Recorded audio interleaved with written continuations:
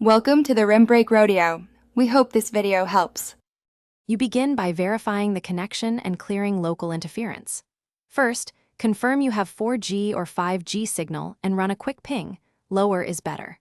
Once done, stop background sync and force close heavy apps to free bandwidth.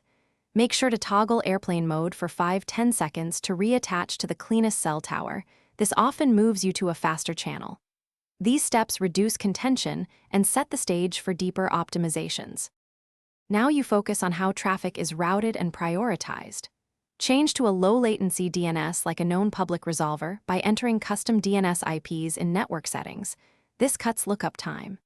Next, select LTE-only or 5G-only mode to prevent fallback to slower towers. This stabilizes throughput.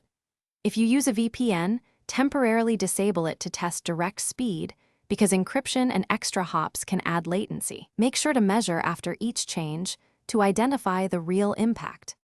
Finish by validating and handling problems.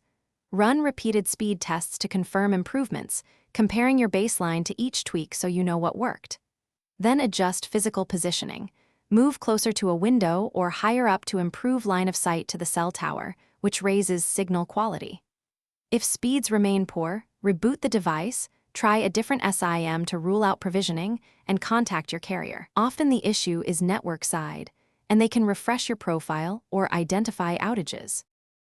Thanks for watching. Consider subscribing if we helped you.